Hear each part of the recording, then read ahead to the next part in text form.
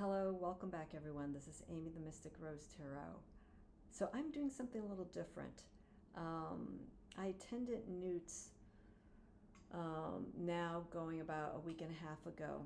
And before the NWTS event, Don Michelle and Lisa Papez put together a YouTube meetup. People who either had channels or for those who are followers of those channels, another tarot tubers. So they had a meeting, they had a meetup the night before the actual starting of NWTS. And being that I just relocated like probably about less than 7 days to the Pacific Northwest, I was able to get everything settled. I was able to attend this event. So what they ended up doing, Lisa and Dawn, is they ended up doing, because I know this is something that a lot of collectors and people who work with the tarot, they want to trade decks and they want to meet people. So that's what they did. So they created this meetup and invited people if you had decks. There were a few books there. If you wanted to trade, you're more than welcome to. Leave them on the table and take something with you if you find something. So I did have a deck with me that I was not really connecting with anymore. It was sitting on my shelf for some time, and I look at it. The energy is quite nice, but the overall deck, it just stopped working for me. And so, when a deck, doesn't communicate with you for quite some time, and you look at it and you just feel like it's lost its spark, I felt it was time to move this deck forward. So I took that deck, laid it on the table, with all the other tarot and oracle decks. And at first glance, I didn't see anything that caught my eye immediately. So I wouldn't have been disappointed if I just left that deck there and didn't leave with anything and just meet people. I'm totally fine with that. But I made the attempt, and I kind of intuitively went through some decks, and then I saw this deck, and it's a deck that Don Michelle had donated. And it came in this bag. I reversed it because I feel this is a little bit more in line energy-wise for this deck. And I took it out, saw the symbology right off the bat. The symbology drew me, but there was no box. There was nothing to go by to know the name of it. So when I asked who donated this deck and found out it was Dawn Michelle, I walked to her and go, "What's the name of this deck?" And she had a second copy, and this deck is the 5th Tarot by Martien. It's a husband and wife team by Martien and Teressena, I believe, Bakens. And Bakens, I believe, is Bakens, it's probably pronounced differently. And this deck came out 14 years ago. This deck is 2008. So when I found out the name of the deck, I went on my phone, looked it up, and it's like, it's an oldie. It's a deck. It's a traditional old school deck. So more than likely, I think I'm going to connect with it even more so. So I started looking at the images, and the first 2 cards off the bat just kind of got me concerned, because it's just like, wow, this kind of, I don't know, it felt a little cartoonish. So I changed the order just slightly. Okay, so here's our Magician. So this kind of looks like, an animation still from one of those cartoons of the 90s. Bold colors, maybe even the 80s. So when I saw just the styling of it, it's just like, oh dear, I hope the rest of the deck isn't like this. But I was pleasantly surprised. There are just like 2 or 3 cards in the major arcana that just, kind of fall in line with this kind of style, but everything else just floored me. Now you must be thinking, why do I have Witch's Wisdom here in the Vision Quest? The Vision Quest in particular, I'm going to wipe this down. The Vision Quest holds similar energy. It's also dealing with the elements. And so I didn't put this in order, but I want to kind of compare some of the images. And to be really honest, this is a deck that I will probably just kind of, I won't be using it a lot, or probably not during this time of the year. The energy in this deck is very bright, it's very external, it's very summery, it's very light energy. It does also have some of the darker realms in it, but just overall, I just feel this energy is a bit more of the waxing time of the year, like spring and summer. And so when I rotate my decks, I rotate them seasonally, so I like to stay in line with the energy of the seasons that we are currently in. So again, this is more of a brighter deck, but it's a deck that once I get the book, because the book, it's 352 pages, I believe. There's no book or box of this, so I ordered the book online to go into more detail about the concept that the creators had. Now, it's pretty straightforward. It's called the Fifth Tarot, and it's actually making reference to the fifth element. So you get more than the 78 cards that come with the tarot. We are getting, I think it's 92. We add 14 more cards onto that. And it does deal with fire, air, earth, water, but the fifth element, or the fifth part of the tarot for this deck, is actually ether. Now, they don't use the term like ace of ether, two of ether. This is the one thing that kind of throws off the deck a little bit, is the wording that they use for one of the elements. So it's something that I can go past it because I understand the intention of it, and I can look past the key words and just focus on the energy and the imagery on it, so it's totally fine. But I'm going to show you some of the interesting similarities between these two decks, just energy-wise. So let's get started, because I've been talking here for a little bit. So here are the Magician. It's going to be a little bit of a walkthrough, and I know I'm going to have to get a camera soon, a new one. So here we got the Magician. Okay, I'm going to put this here, and look at this. Is this not something straight out of Vision Quest? This is just a beautiful image. This is well, you see what it is. It's the High Priestess. And I like the element that it associates with. We got water, we got the moon. But interesting enough, we got the sign here of Aquarius. I believe that's Aquarius, or maybe making reference to the water. Could be making reference to water, because there's no way Aquarius could be with the High Priestess, but it's the creator's deck. So when I get the book, I'm going to understand and hopefully get more clarity on the symbology that's here on the bottom. And so we have these different images. Actually, I'm seeing here we have the strike on a different side. So I'm not going to say this could be necessarily water. Let me just wait. I don't want to jump the gun yet until I get that book. Here's another card. See what I'm saying? It's a little bit like a still from a cartoon. And that's fine, because for those of you who know me, I don't like to have too much human depictions in decks, but how can you not when you're dealing with the majors? And that's totally fine.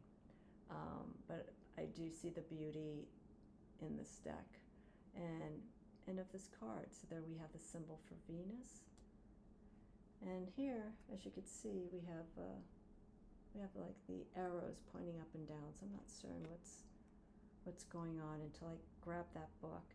But I like the connection here and the open arms of embracing the environment, the healing place of where the Empress is. Look at this here, the Emperor. A beautiful energy of strength, and look how we have the roots standing on them and just spreading out that energy. Yeah, because this is a symbol for Uranus. We get Aries. So yeah, I'm not going to go into the astrology so much. Love the shaman. This is the equivalent to the Hierophant. So you can see where there is similarities. Ancestor work. Similarities to the Vision Quest. Okay, so I want to show you just a few cards here, just for context. Here's our Hermit. Okay, again, this is our Vision Quest. You see what I'm saying here? Just beautiful images. So you can see how these two can easily work very nicely together. We have the Lovers. So you could see from the star of the card of that Magician, and you see how different? There, it's like all of a sudden they changed artists while creating this deck. This has a little bit of it. It's totally fine. A little bit of playfulness. Look at strength. The embryo, a different way of depicting strength. Feminine energy instead of aligning it with the primal connection of the lion. Here we have the lotus above her head, grounding. Our inner child, but also in the lower realm, the subconscious realm.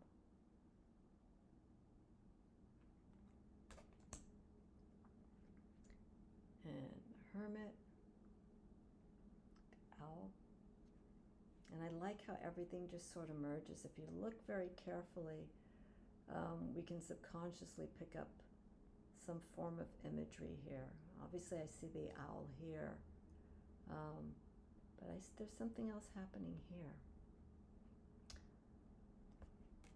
Again, the book. This deck is one of these, for now, where I can read into it in so many different ways. The Wheel of Fortune.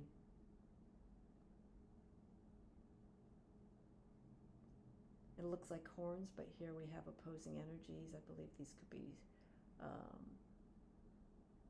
egresses or storks. But I love the different take of the Wheel of Fortune. If you look very closely too,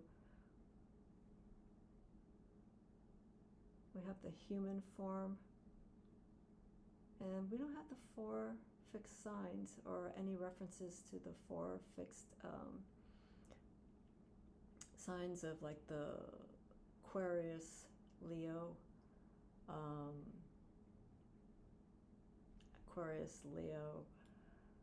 Taurus, and Scorpio. But we have, I love this interpretation. Very, very nice.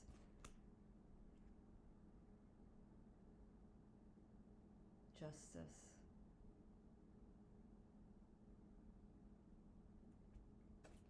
Look at our Cosmic Man, which is also the Hangman. This card sort of reminds me, I don't have the deck. It's a deck that T. Susan Chang and Mel Meline worked on. I think you may know what Tabula Mundi.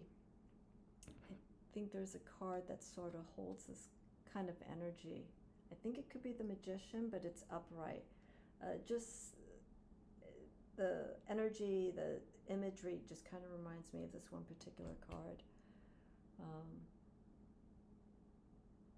And I like here, we start seeing some references to mythology, Egyptian mythology. Here's alchemy for Sagittarius. We're dealing with balance, opposing energies. Is this just a wonderful devil card? We have the snake, transformation.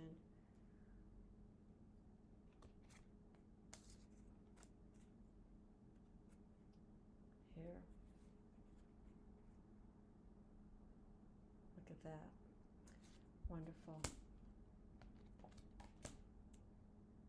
I'm going to be wiping down these cards. I can see in the back of the cards with my fingerprints. Tower, Mars. This is like a cosmic interpretation, almost a little bit like a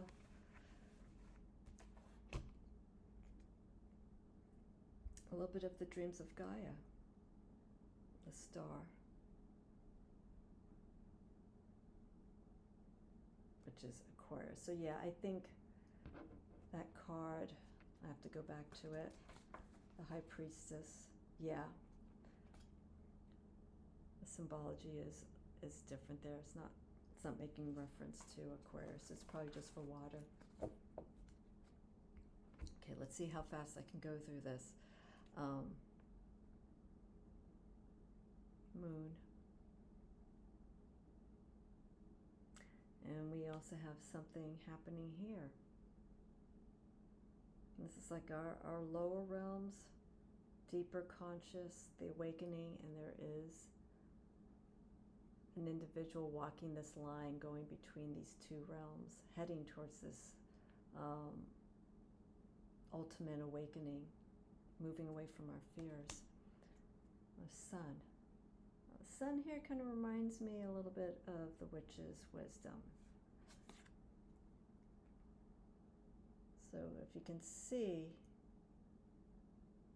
just the imagery. So it's interesting because it looks like, it feels like in this deck that it was one artist, just one artist who did the work in this deck. But some of the scenes look like they were produced by different artists. It's like there's a shift going on when this deck was being created by the artist. Here's our world. So again, I love the reference to the astrology and to the planets and to the elements. So, I mean, right off the bat, that just sold me right there. Now, here's our Fool, okay? So you could sort of see the, I don't want to say cartoonish, but it does have that playfulness of cartoons from back in the 90s or, 90s or even 80s. So here's our Fool. I'm going to show you our Magician. So I wanted to do it like this, to put the Fool at the end. Here we can actually see the transition from youth to elder. But I feel this is such a big jump from the Fool to the Magician. It's like I don't feel the transition of the Fool automatically matures the person to the elder years. So that's why I wanted to leave the Magician as the first, as the wise person going through this journey.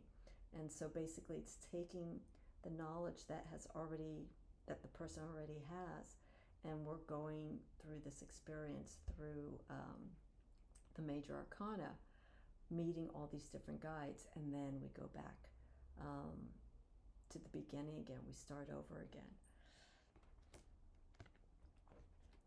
Okay, so this I did. I broke up in elements. Let's see how we're doing on time. Okay. So here I'm doing fire, water, air, and earth. But the names of the elements are different. It'd be nice if this deck remained consistent and did fire, water, air, and earth, but they did change it. So here's our one of fire. Let me do this in a way so I don't mess up the order. Okay, we'll do it like this.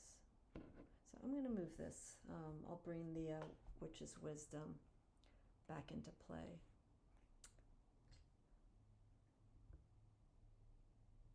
Two of fire. I like the white outline. It's like the connection. It's like the current that's being transferred between the electricity. Outlines this individual. Look at the Thunderbird. Yeah, this is so reminiscent. I'm trying to find a card here. The color scheme to the Vision Quest. Let me pull another card here from Witch's Wisdom. A little bit. A little bit. Can some of you see a person here? The teeth, the mouth open, and the eyes, and the nose.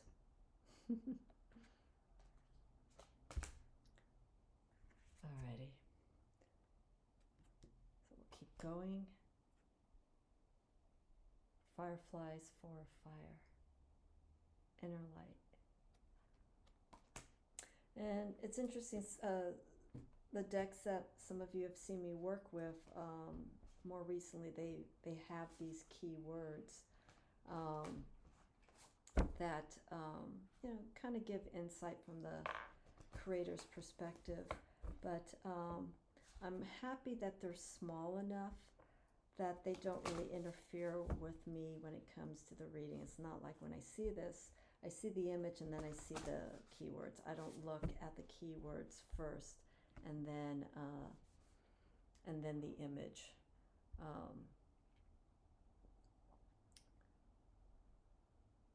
There's that. Inspiration. Our guides. And again, this is a non-system deck. We could sort of see some similarities, to the Doth,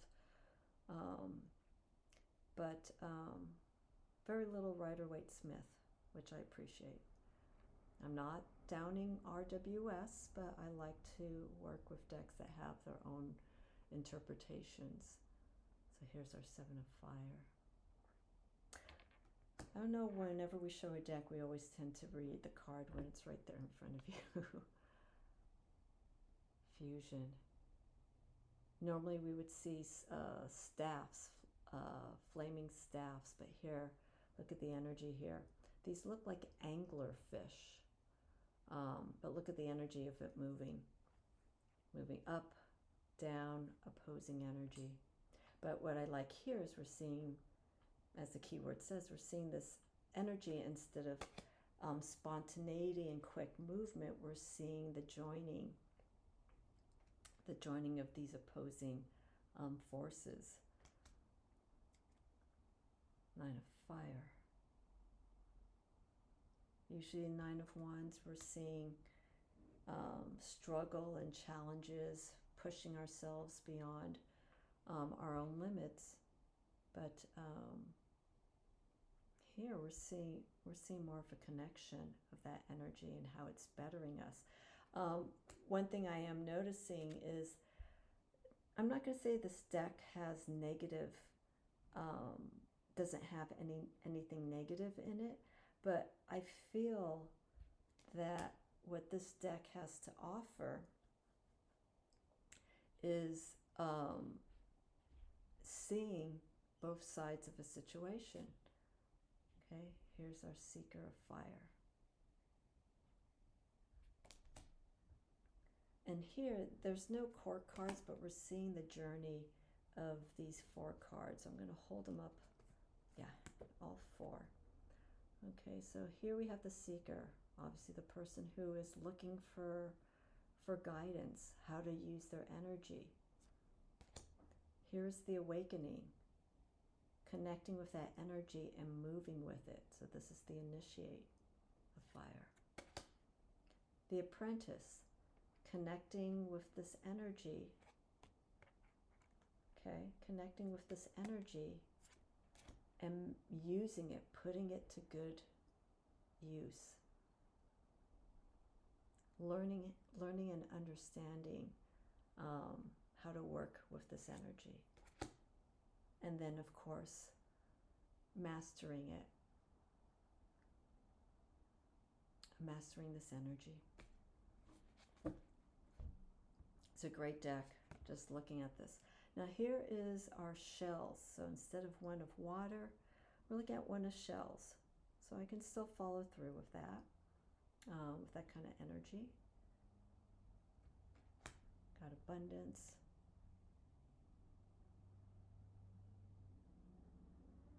So instead of indicating a relationship of some sort, what we're seeing here is inner fulfillment. We have 4 seahorses, but they're basically 2. We're seeing like we're seeing the upside, the upright side, the conscious side, and then the lower side, how these 2 realms connect with each other.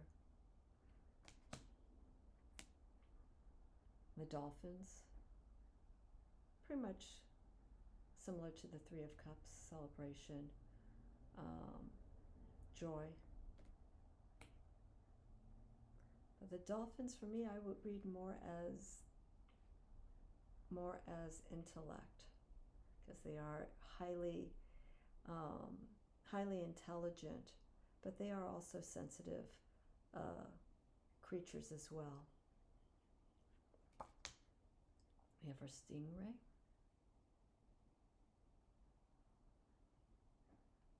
Four of shells, gentleness.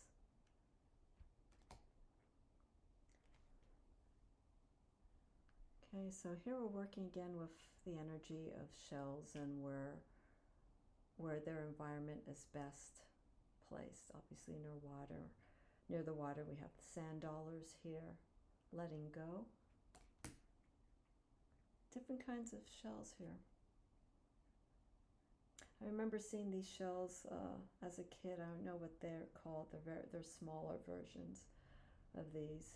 They look like conch shells, but I think I've seen smaller versions of these. 6 of shells, nurturing.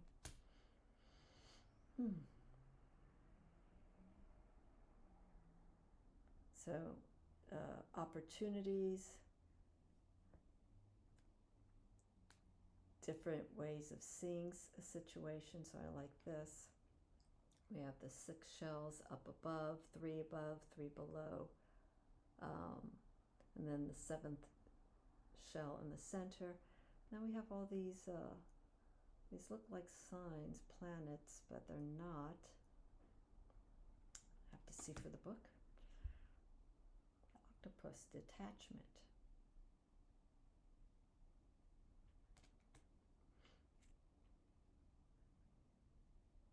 We see this growth of once we've let go, we move on. We have this graciousness. I like the little genie in the bottle effect here of the release.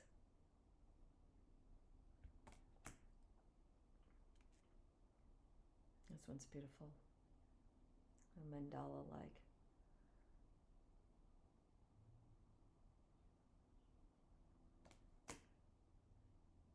Okay, so again, these aren't really court cards, but we're looking at the different personas of how we take this energy. So here we are connecting with water. We want to understand it. We're seeking how to work with that energy.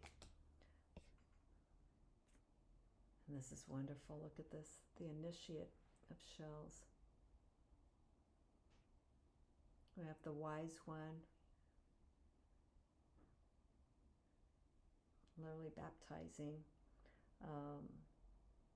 this person who is ready to explore this part of themselves. And again, the apprentice is working with that energy. So the apprentice is working with that particular element and putting it to work, connecting with it, moving with it slowly. You know, whenever you've been initiated, now the apprentice, you're learning, you're getting familiar, and then the elementor is the master. It's mastering and understanding how to work with these elements for self-empowerment. Okay, so feathers for air.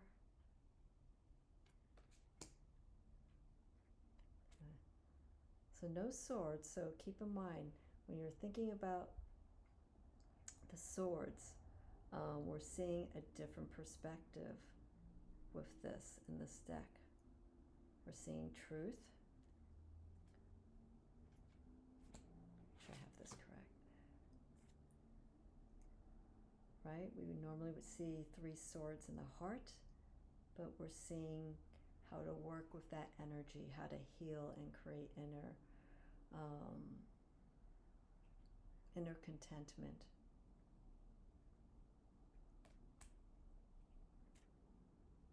So completely different. So when you work with a deck like this, again, you have to step out of that realm of what you see traditionally with the RWS or even the Doth deck. When I see a deck like this, non-system decks, a word that just came to me is like, this is the thinking out of the box kind of deck, breaking out of the norm and taking a different perspective. Beautiful connection with the hummingbirds. And then we have the 3 feathers. I'll move closer so you could see. But the feathers seem to be cut in half, but they're still connected to the divine. Here's our 6 of fire. I'm sorry, 6 of feathers, the peacocks. And look at this here. We got the different realms. Kind of break it up like this. So here we see the focus, the waves, the clouds, and then as we move here, we see the stillness. Optimism. And I like the perspective of this. It's either we're moving towards it or we're moving away from this scene, or we're moving towards the light. We have like the sunset, sun rising. I feel this is more sun rising. Again, it's the direction that you take, in which direction you want to manifest the changes that you need. Here is our 7 of feathers, balance. Beautiful cardinals. And also in a different environment, sort of grayed, and here's a little more on the clearer side.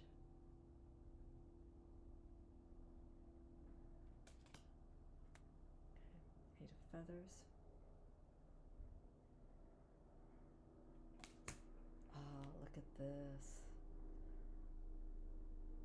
That is definitely higher intellect. Not like the 9 of swords that you would see. So see this differently. This deck will definitely work at a cosmic level and also tickle a little bit of your spiritual consciousness, how you see and what you see with this. Like this. Spirals. Solar logos. I gotta look that up when I get the book.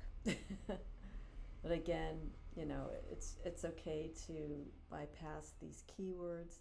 You just work with the energy of what you see here. I see movement, I see healing. The red is the indication of life force, and everything's moving upward. Here we go again with our seeker. Very similar to the vision quest. Let's see. Let me pull another card here. Look at the energy here. The art style is somewhat similar. Very nice.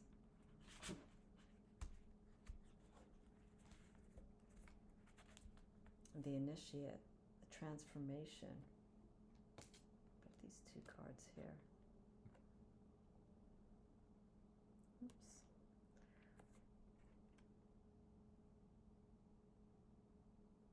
Wow, wonderful energy. Move up closer here. I have the 7 sisters there, 7 Pleiades.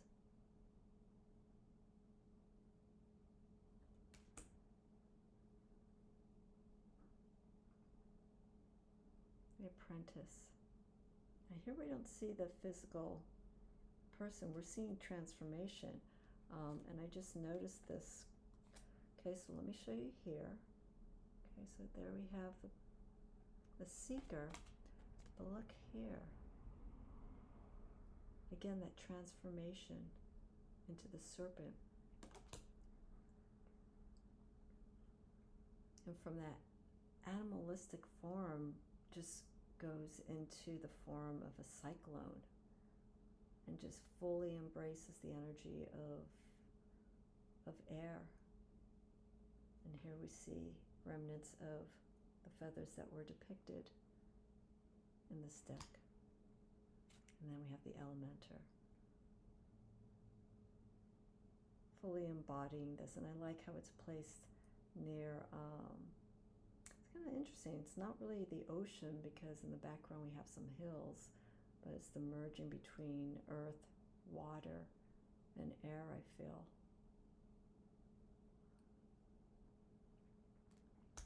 Okay, almost there. Okay, so we have stones for the element of earth. So we have stones, feathers, what was our other one? Shells, but then we have fire. So you see what I'm saying? The wording is a little amiss, but it's totally fine. So here's the record keeper.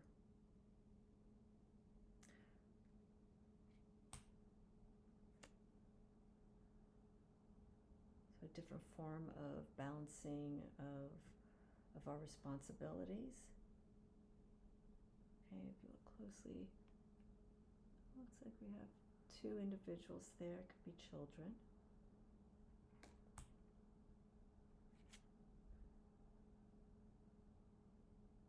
Our connectiveness with other people, and I like how we have the spiders. This looks like it could be amber.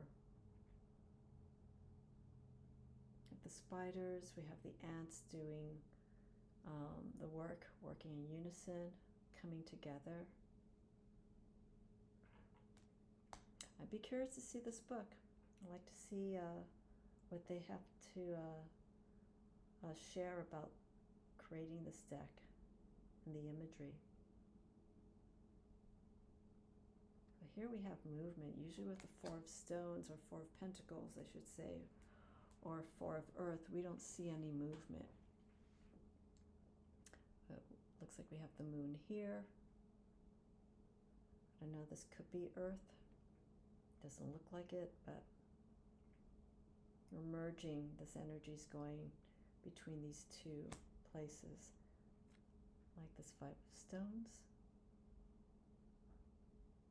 the angelic form that we have here. And you know I'm going to like this because it has roses in it. Compassion.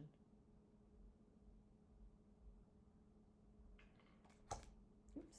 And here we have again a little bit of going back to Egyptian influence. vision. So when you work with a deck like this, I think it's completely fine to have another deck. Bring out your Rider-Waite-Smith and just kind of compare the meanings if you want to get familiar with a deck like this that is thinking out of the box, if you will, so that you could see a relationship. This is beautiful too. 8 of Stones, expression, how we are showing the results of our creativity, how it's manifesting, all the work. And turquoise, fulfillment. Can't say too much about this card, but of course I like the roses. We got the grapes. So we're seeing the work, we're seeing the abundance, we're seeing the growth, the investment that we were putting in. And the more I've been coming across and seeing this card, not for me, but for other people, this 10 of Stones or 10 of Earth, I definitely feel it is more connected with family than anything else. It's showing the responsibility to those who have been there for support. This can also be friends that you may see as family, but this is definitely the culmination of love and working together and showing support. And of course, we have High Spirit, we have the Kabbalah Tree of Life right embedded into this tree. It's more than likely an oak tree. Okay, now this is kind of a little different. It's our Seeker of Stones. I don't really know what to make out of this, but I do see the shape of stones in the shape of a human form. Again, I have to read into that with the book. Okay, so we're going from a very cold, barren environment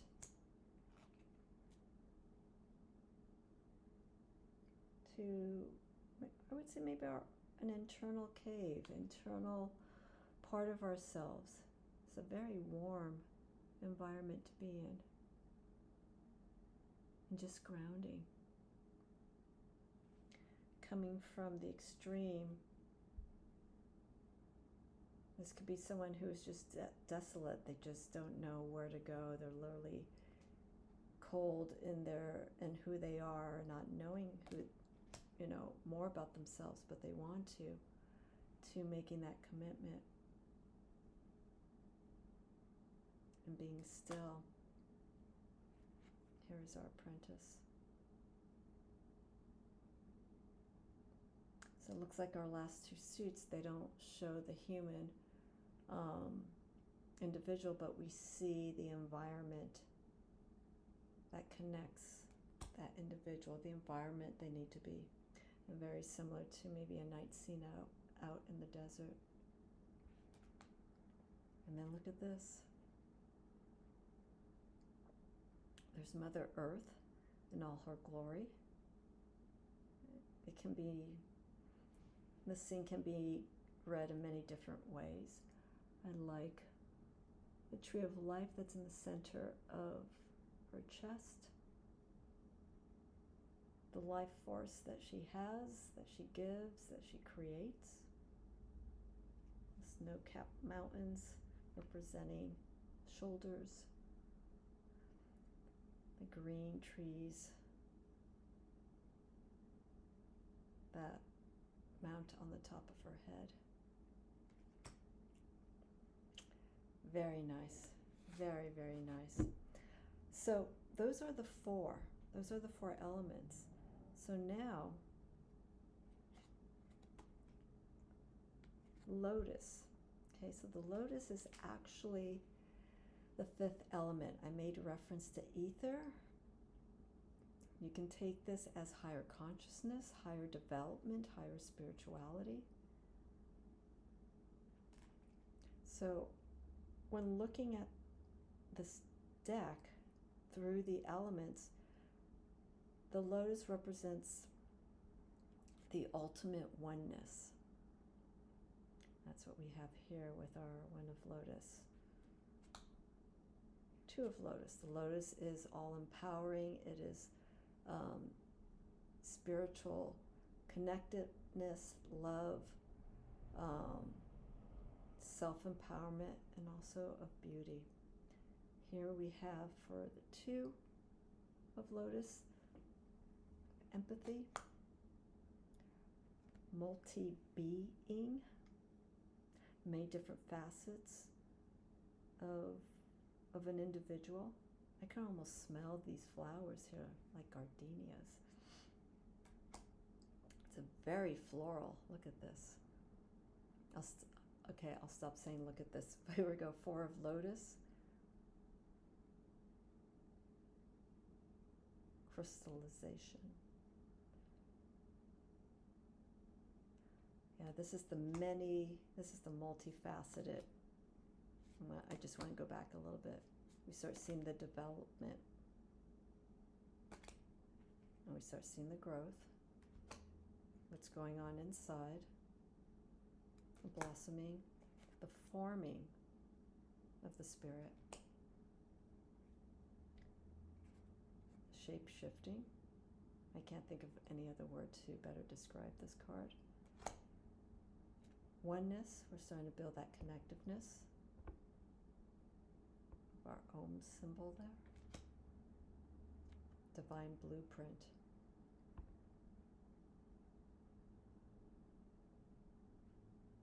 This, I feel these last 10 cards are similar to the dreams of Gaia. Here, a very simple scenario. 8 of Lotus, we have the spinning universal wheel of consciousness. We have the dragonfly. And we have the turtle. I like how they're coming out of their realms and connecting. We have the fish here. Interconnectedness. Okay, and we're getting there. We're almost reaching samadhi, nirvana, transcendence. Best way to describe transcendence is that moment, and if we can maintain this lifelong, that is the ultimate fulfillment of the individual. It's that moment where nothing bothers you. You feel so content. You feel so at peace with yourself. Nothing in the environment bothers you. That is a lot of work. And it's a lot of dedication. It's letting go.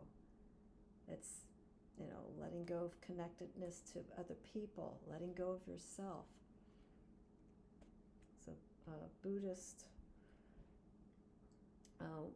way of connecting to who you need to be. 10 of Lotus, enlightenment, the awakening, the completion. We see all the colors, from light, pink, blue,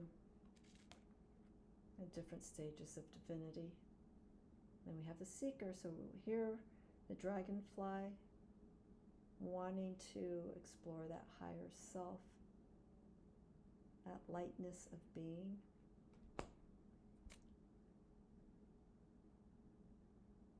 And then making that commitment to your practice. I really would like to see more of that in the tarot community. I would like to see people to really start moving their practice and start connecting more with particular decks and exploring themselves through these decks that are of great guidance for them. This is wonderful. Look at this, the Apprentice of Lotus. Death, regeneration. amethyst crystals there, higher, definitely spirituality. And we've got the color scheme of purple that we're seeing here, black, the release, the letting go. And this is, wow, look at this. The Elementer of Lotus. Nirvana. Full completion. So I'm going to put the cards out like that, like this, so you can see the last part of this deck. This is the 5th part of this tarot deck. Oh, that doesn't look appeasing. This light. So yeah, this energy, you shed the skin, you release everything, and you transform into a higher being.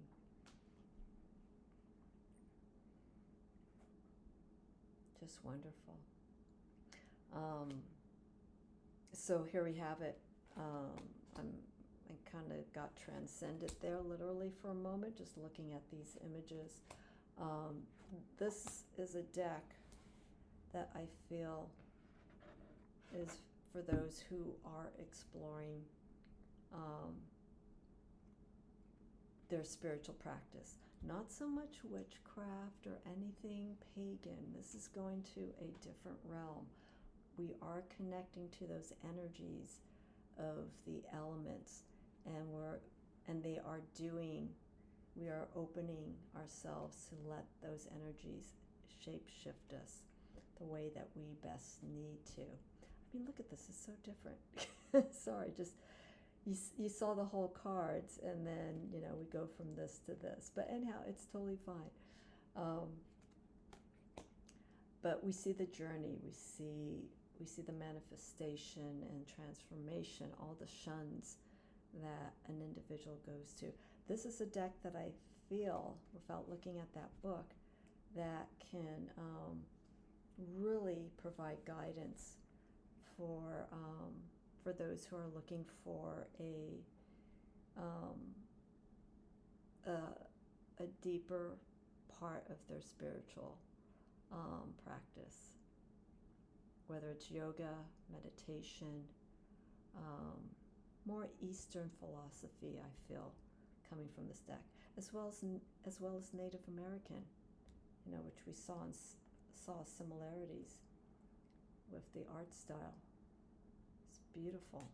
And then with the Witch's Wisdom. So I could see potentially working with these 2 decks, probably more of the Vision Quest, with the 5th tarot. So there you have it. Showing all the cards, giving some feedback about this. This is a very unique deck. The deck, I believe, is still available.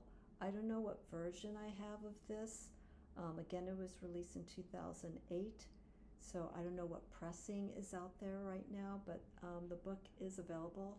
It's under the same name, the 5th Tarot, but I believe the original version of that deck, of the deck and also the book, is at a higher asking price. So I'm very grateful for Don Michelle for putting this deck out on the table. It holds wonderful energy, and I know already it's a deck that I can easily start working with and to put into readings for spiritual guidance and of healing. I can't do readings about business or anything like that. It doesn't hold that kind of place. Relationships potentially, but more than likely relationships for yourself. Maybe for others as well, but we'll see.